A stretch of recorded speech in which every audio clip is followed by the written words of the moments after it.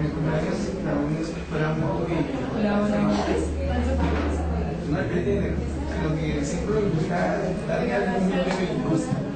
Entonces me entiende, yo lo que compré es un poco de conclusión, hace como 14 años. Pero no volvió a manejar porque se maneja 2 veces después.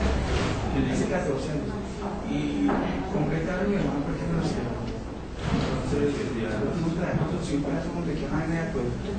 Muy buenos días. Hoy tenemos una más de nuestras mesas redondas. Hoy es sobre interpretación y argumentación jurídica. Nos acompaña el doctor Milton Chávez García. El doctor es abogado, especialista en Derecho Tributario en la Universidad de Rosario. Es docente en diversas universidades del país. Fue auditor de devoluciones de la DIAN, auditor tributario de la División de Fiscalización de la DIAN. También fue jefe de la División de Liquidación y jefe de devoluciones de la DIAN. Abogado, redactor de leyes, editores. Por aproximadamente 10 años se desempeñó como magistrado auxiliar de la sección cuarta del Consejo de Estado. Es miembro del Instituto Colombiano de Derecho Tributario y director jurídico de Milton Chávez Asociados, que es su empresa. Hoy entonces, como les decía, vamos con interpretación y argumentación jurídica. Vamos de las 8 a las 10 de la mañana. Doctor, bienvenido. Muchas gracias. Primero, agradezco la invitación para contarles un poquito de mis opiniones, mis percepciones sobre lo que es la interpretación de las normas tributarias particularmente. Digamos, esto que voy a decir, seguramente el auditorio tiene varios abogados y seguramente esto que voy a decir será común a ellos, pero normalmente uno lo que escucha en estos discursos son más enfocados a la generalidad de las normas y a veces hay una tendencia a creer que ese tipo de discursos no se aplican a las normas del derecho tributario.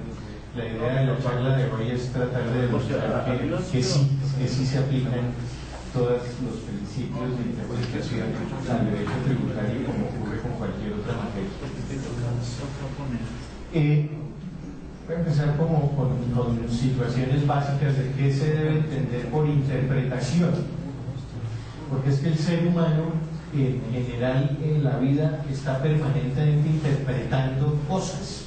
Está interpretando los gestos de su cónyuge, para decir alguna cosa, está interpretando a sus jefes, en fin, las señales que se envían en general en la sociedad.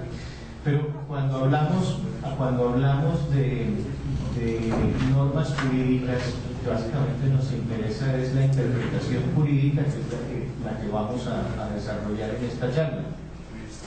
Sin embargo, aquí en esta fichita pueden ver algunas definiciones de lo que se entiende por interpretación. Creo que estas son tomadas del diccionario de la Real Academia de la Lengua, si la memoria no me falla. Y básicamente es lo que entenderíamos en general, en todos los aspectos, por interpretación.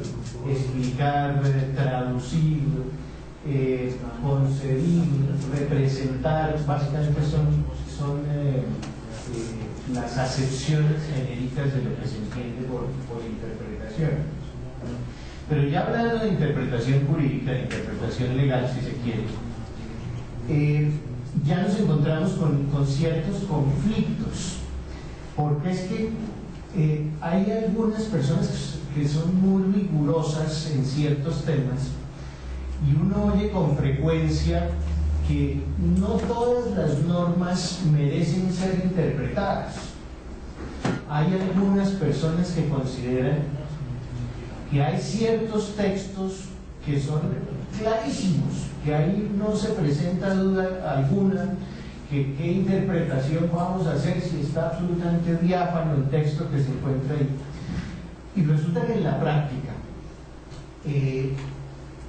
algunos preceptos, algunas normas, para hablar ya de interpretación jurídica, que uno pensaba que no tenían mayor discusión, que habían sido entendidas de la misma manera por toda la colectividad y que era en apariencia una norma clara, de un momento a otro al cabo de los años resulta que no era tan clara, que a alguien se le ocurre que esa no era la interpretación correcta de una disposición y se cambia absolutamente la forma de ver las cosas.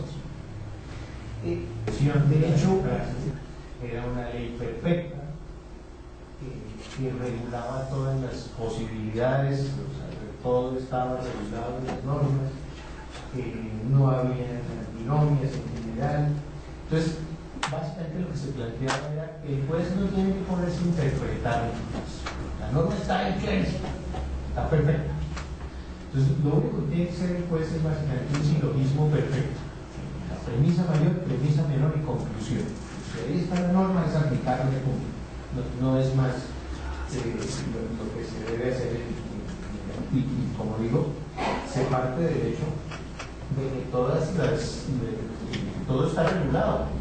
Entonces, cuando uno decía, bueno, pero es que este punto no está, no, entonces la famosa regla que dice, lo que no está prohibido es que está permitido. Todo está. Y entonces, bueno, pero es que a veces en los contratos hay situaciones que no son tan claras, tan específicas, entonces el Código Civil trae una solución.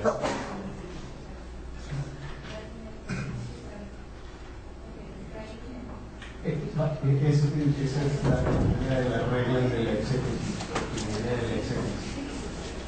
Y en contratos, cuando hablamos de contratos, entonces se decía, bueno, pero es que a veces se redactan cláusulas que no son muy claras en general. Entonces se decía, no, el Código Civil resuelve eso y dice, cuando las cláusulas son oscuras, se deben interpretar en contra de quien las redactó. Entonces, ese tipo de en contra de quien las redactó. Aquí estamos hablando también de un liberalismo económico, una época de individualismo, liberalismo económico, en general que hay que entender en ese mismo contexto. Entonces, aplicando esas tesis al tema tributario, básicamente lo que se entendía era que si había una norma tributaria que resultara de difícil comprensión, pues el que la redactó era el Estado. Entonces, en ese orden de ideas debía interpretarse en contra del Estado. Entonces, de ahí viene ese famoso precepto: en caso de dudas se resuelve en contra del fisco o su latín. Pero en esta, bueno, a favor del contribuyente, dijéramos, sí, y en contra del fisco, era básicamente. Pero la idea original era después en contra del fisco, porque era el que había redactado la cláusula oscura.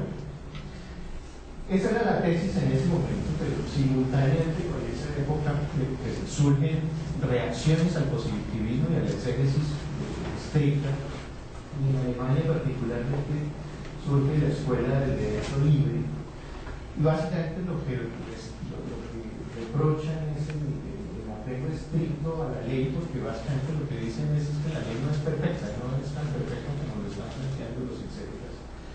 Y de todos modos el juez tiene que buscar una solución que sea justa, que sea acorde a la sociedad, más de lo que dijo la clase dominante en un momento dado en una ley. Hay que buscar lo que la sociedad pretende en las soluciones a los casos concretos. Entonces, digamos, el juez ahí, en ese escenario de la escuela del derecho libre, puede interpretar las normas y debe buscar lo que la sociedad consideraría justo, independientemente de lo que el legislador en apariencia hizo eso. Y aquí estamos hablando de estados donde la sociedad, la generalidad prima. Entonces, el Estado y el fisco representan a la generalidad, representan a la comunidad, y el interés general prima sobre el interés individual. Entonces, en esa medida, si hay dudas en las normas tributarias, pues la resolución de esas dudas debe primar el interés general.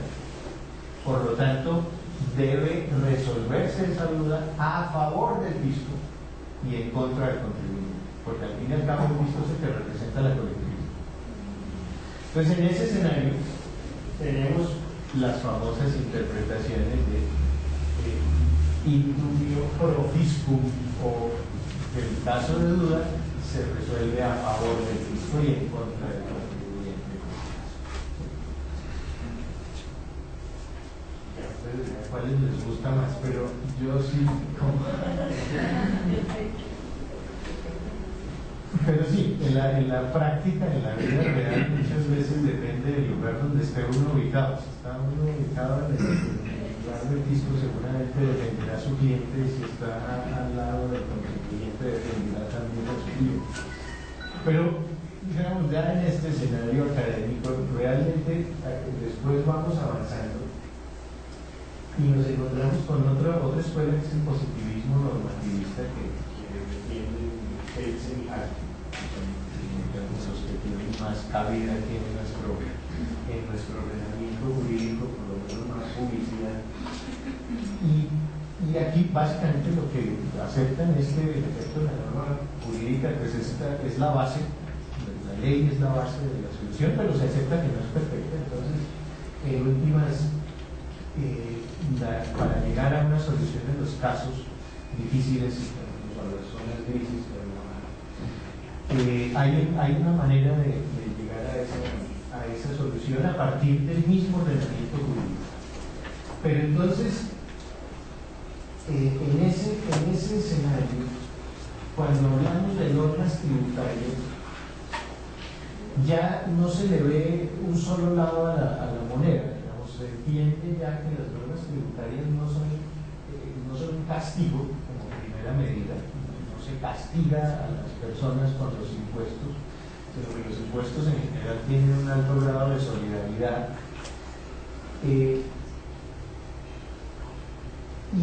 Pero en todo caso, pues dijéramos, hay que proteger los derechos que las mismas normas otorgan. Entonces dijéramos, hoy en día sus inventarios porque es su razón de ser. Entonces ahí ya nos salimos del contexto literal de la norma y nos vamos a hacer una aplicación más lógica de lo que usted realmente para solucionar esos casos vamos a acudir a la interpretación literal. Entonces vamos a ver, siguiendo la regla que acabamos de mencionar, que las palabras se deben definir según el significado que el legislador les haya dado para determinar. Cuando uno habla de bienes, ya hay una definición establecida por el legislador en el Código Civil. O sea, cuando queremos saber qué son venta de bienes corporales muebles, bienes corporales muebles, esas expresiones están definidas en el artículo 653 del Código Civil. Entonces, ese artículo nos dice que los bienes son cosas que pueden ser corporales o incorporales. Las corporales son las que están grabadas, las incorporales no. O la venta de cosas corporales es la que está grabada, las incorporales no. Las corporales, nos dice ese código, son las que tienen un ser real y pueden ser percibidas por los sentidos, y los incorporales las que consisten en meros derechos. Entonces dijéramos, para traducir la norma, está grabada la venta de cosas que tienen un ser real y pueden ser percibidas por los sentidos, pero además que sean muebles. Exactamente. Entonces el artículo 655 nos dice que son muebles. Muebles son los que pueden transportarse, este es código civil, que pueden transportarse de un lugar a otro, sea moviéndose ellos o a sí mismos, como los animales, sea que solo se muevan por una fuerza externa, como las cosas inanimadas. Entonces casi que la regla es, se genera el impuesto sobre las ventas cuando hay venta de cosas que tienen un ser real y pueden ser percibidas por los sentidos y que pueden transportarse de un lugar a otro moviéndose por sí mismos o por una fuerza externa. Entonces, exactamente, en la venta de locales o de bodegas no se generan impuestos sobre las ventas porque no se trata de bienes que puedan transportarse de un lugar a otro. Esa es la razón que no se generan impuestos sobre las ventas de la venta de locales. Pero viene el otro dilema, y es que cuando hablamos de venta, hay unas definiciones también en el Código Civil, de lo que el Código Civil define el contrato de compra-venta. y lo define como un contrato en la que una de las partes se obliga a dar una cosa y la otra a pagarla en dinero. Y el Código de Comercio está por el mismo estilo. El artículo 905 define la compraventa como un contrato en la que una de las partes se obliga a transmitir la propiedad de una cosa y la otra a pagarla en dinero. Digamos, casi que hablamos de que hay venta, se entrega una cosa y entregan dinero. Pero resulta que el artículo 421 del Estatuto Tributario, en uso de la autonomía calificadora de lo que puede hacer el legislador tributario, decidió darle a la palabra venta un significado distinto para efectos del impuesto sobre las ventas. Entonces, ya cuando hablamos de venta en el impuesto al valor agregado, no hablamos de la entrega de una cosa a cambio de dinero, sino hablamos de las definiciones que están en el artículo 421 del Estatuto Tributario. Entonces, ya hablamos de que es venta todas las transferencias de bienes a título gratuito u oneroso. Entonces ya nos cambiaron el concepto de venta, porque si uno regala una cosa, un bien corporal mueble, si transfiere la propiedad a título gratuito de un bien corporal mueble, estamos ante una venta de acuerdo a la definición que el legislador trajo para efectos del impuesto sobre las ventas. Lo mismo los retiros de bienes para su uso, para formar parte del inventario, la incorporación de bienes muebles a inmuebles o a servicios no grabados para efectos del impuesto sobre las ventas se considera venta y por tanto ese tipo de operaciones van a estar sujetas al impuesto. ¿Sí? ¿Por qué? Porque el legislador definió esa palabra de esa manera. Entonces en nuestro ejemplo es por eso que el regalo del carro en ese escenario pues también estaría sujeto al principio del impuesto sobre las ventas. Porque he surgido unas tesis adicionales, pero partamos de ese punto de vista. Entonces, digamos, recapitulando, vamos a las palabras y lo primero que hacemos es buscar si hay una definición legal. Y si hay una definición legal, aplicaremos la definición legal a esa expresión. Ahora, si no hay una definición legal, si el legislador expresamente no dijo esta palabra quiere decir, seguimos al sentido natural y obvio.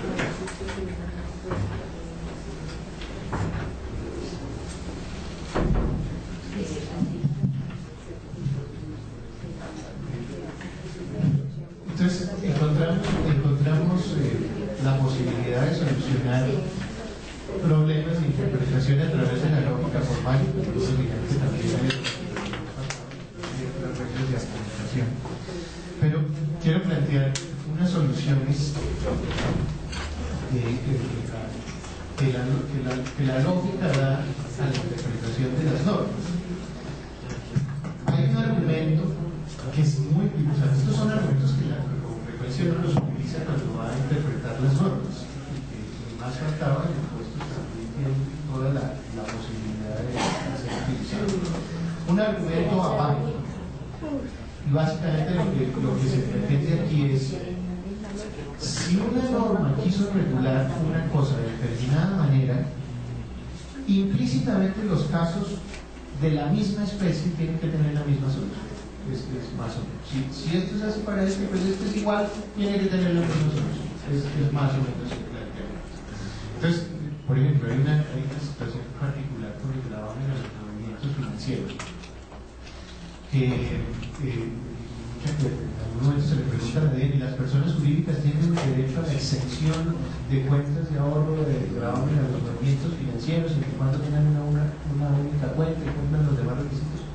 Y la DIAN hace una interpretación bajo este argumento y dice, pues si las personas naturales pueden, pues igual las personas jurídicas también pueden porque están en la misma situación. Y de hecho se admite esa exención por la misma vía, se paga por los movimientos financieros de personas jurídicas. Para uno les puede culpar, otros también. Otros argumentos que son a contrario senso, que también es muy utilizado, si de una manera se reguló un caso concreto, pues los que son de distinta naturaleza tienen la solución contraria. Es básicamente el planteamiento. y eso también es muy frecuente. Pues suene, pero el concepto general de la ley tiene un ejemplo bastante particular que se responde si los consorcios y uniones temporales son responsables del impuesto sobre las ventas. Entonces dicen, la norma dice que serán responsables si realizan operaciones directamente. A contrario, censo, si no es directamente, sino a través de los consorciados o de los miembros de la unión temporal, no realizan operaciones grabadas.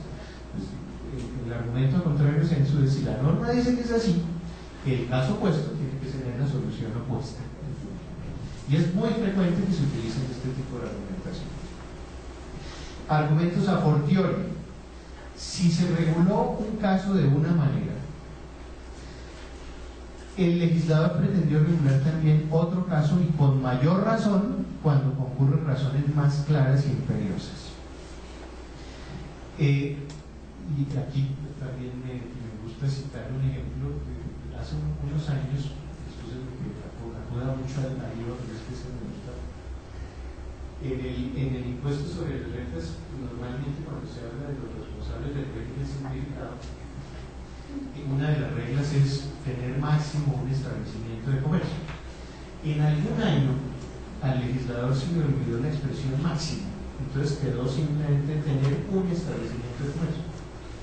Y alguien plantea, es que yo no tengo ninguno, entonces como no soy del régimen común, entonces yo no soy responsable de ello. Eso fue lo que planteó, y la solución que se le dio fue lo.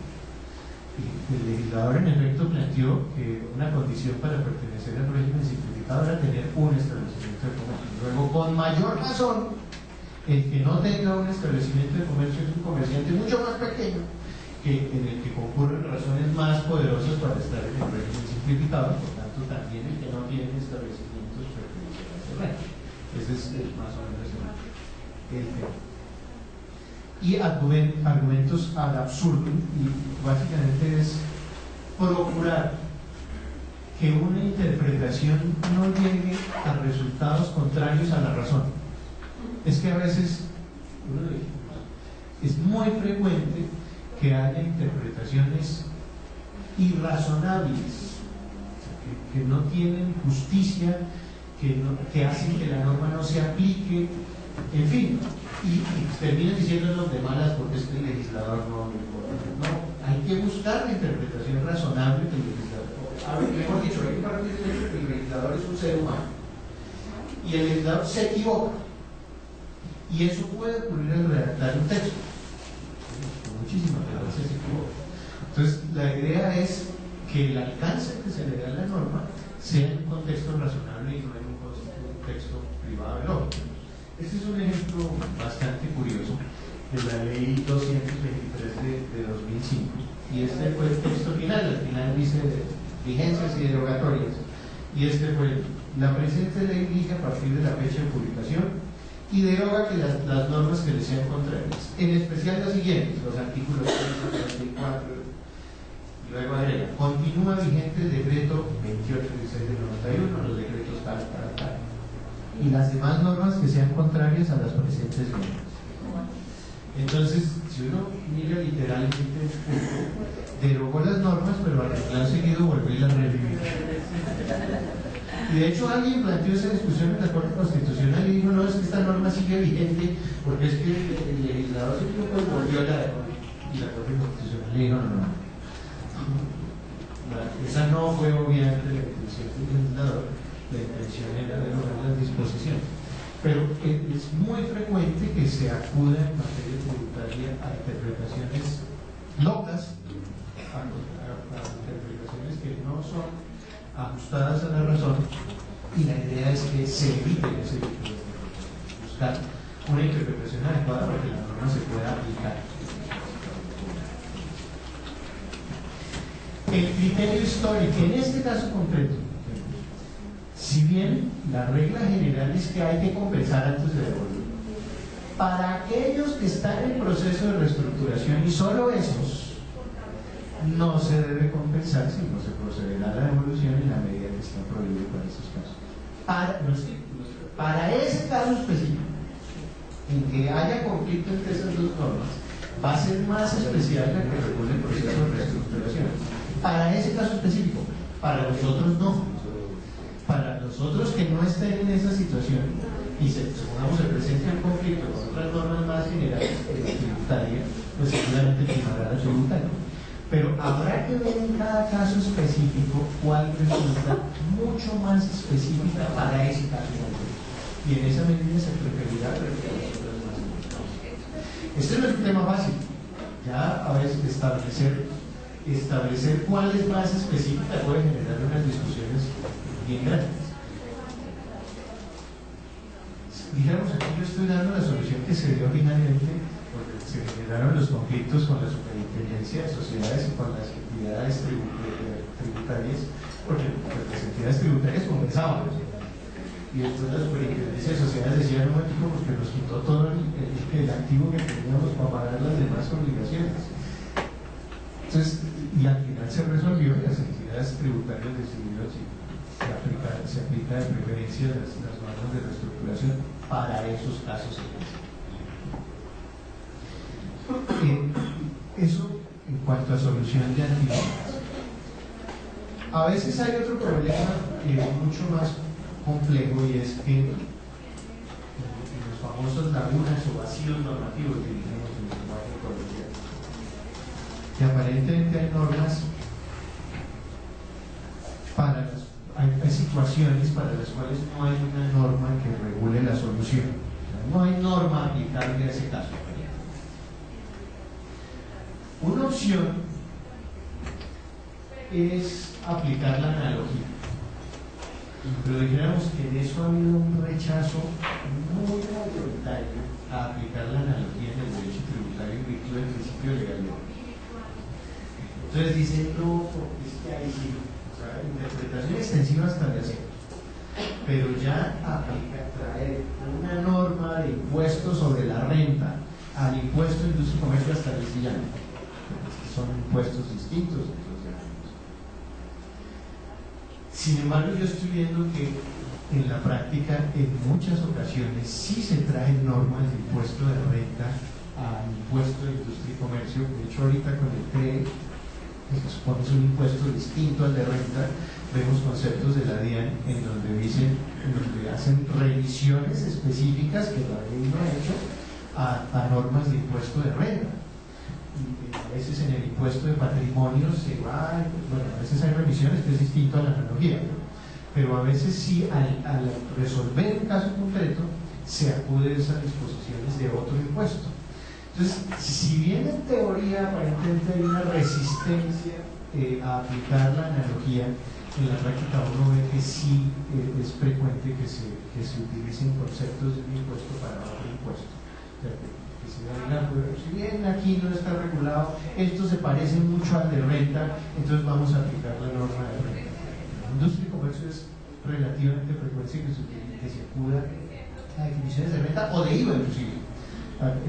Para definir ciertas situaciones, y esa es una clara aplicación analógica.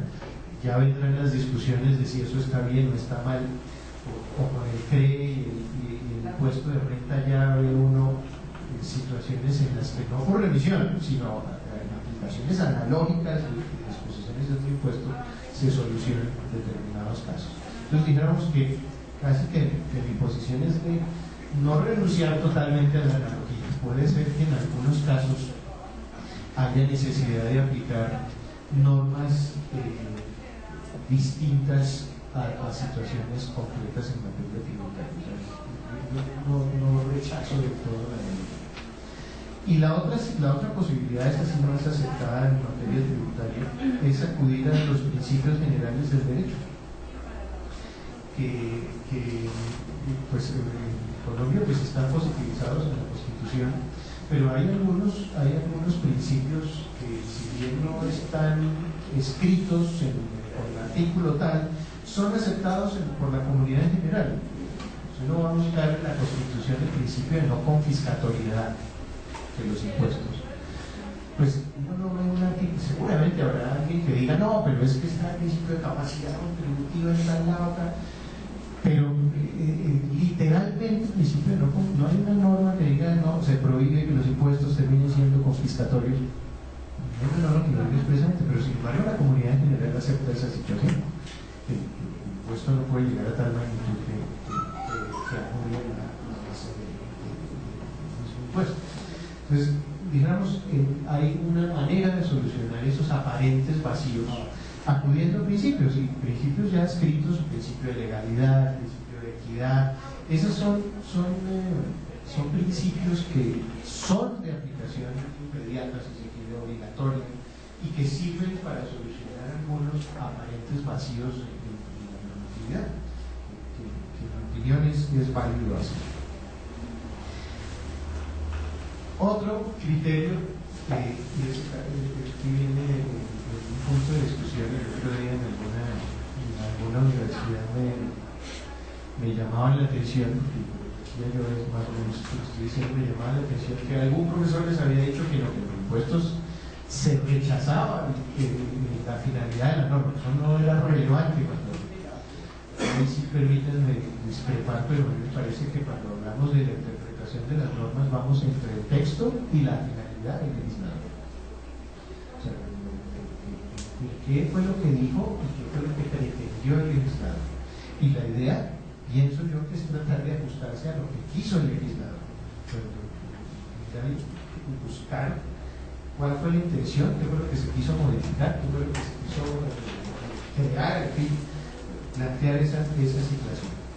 Entonces, a mi modo de ver, sí es importante tratar de indagar la finalidad. ¿Cómo indagamos la finalidad? Ahí sí necesariamente tendremos que acudir a criterios históricos o sistemáticos, buscar la exposición de motivos, buscar cuál fue la situación que se modificó en ese momento. Necesariamente el criterio histórico y sistemático van a servir de fundamento al criterio teleológico o finalista, pero va a determinarnos cuál fue la intención del legislador en un momento dado con una disposición. Aquí, este es otro ejemplo, un artículo nuevo de la ley 1607 de 2012, que trae un parágrafo que dice que las personas naturales residentes en el país, a quienes se les hayan practicado retenciones en la fuente y que de acuerdo con las disposiciones de este estatuto no estén obligadas a presentar declaración de renta, podrán presentarla y esa declaración produce efectos legales. Si uno va a buscar la aplicación de esta disposición, a mí me parece que es clave mirar la exposición de motivos de proyecto de ley de lo que se convirtió en la ley 1607.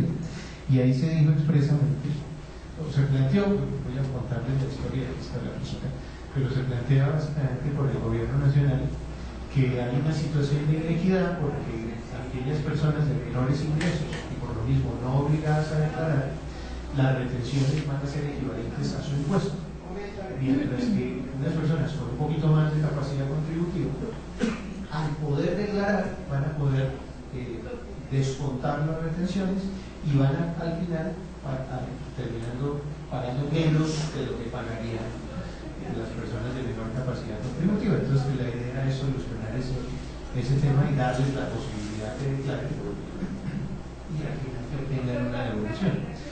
Pero eso nos permite llegar también al alcance de la disposición, que fue lo que quiso solucionar. Diría uno incluso a partir de cuándo lo quiso solucionar. Si era una norma que tenía esta intención tan benévola, tan ajustada a los principios de equidad, ¿desde cuándo la podríamos aplicar? En fin, todo eso acudiendo a la finalidad del legislador. Eso para preguntar una cuestión que tiene más visos académicos que prácticos, es si una persona podría presentar su declaración de renta de 2012 hoy extemporáneamente, pero para poder descontar las retenciones que le practicaron en el 2012. El gobierno nacional dice que no, pero uno podría acudiendo, dice que no porque los decretos reglamentarios negó esa posibilidad, pero uno podría pensar que a partir de la finalidad de la norma de pronto sí, de pronto el legislador sí quería que tuviese una aplicación, como dijo la norma, desde el momento de su publicación. Y por último, el criterio de precedente. Este es un criterio que tuvo una resistencia inicial muy fuerte en Colombia, porque pues, nosotros venimos de un sistema inspirado en el sistema francés, positivista, es muy distinto al sistema anglosajón, muy distinto desde su percepción y sus estructuras fundamentales. Sin embargo, pues se ha venido aplicando inicialmente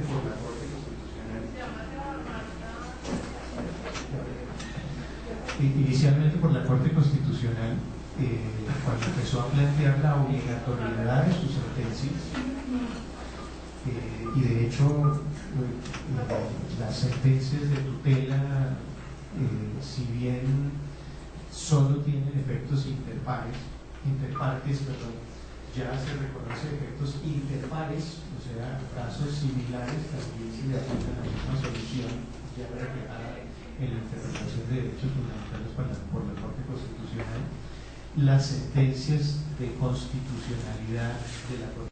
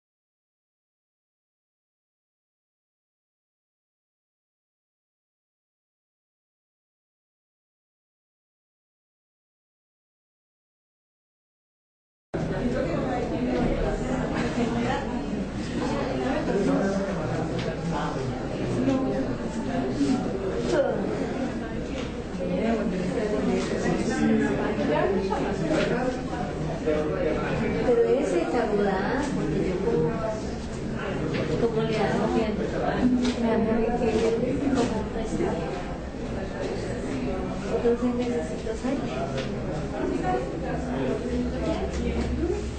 Pero igualmente podemos ir a otros, ya quedan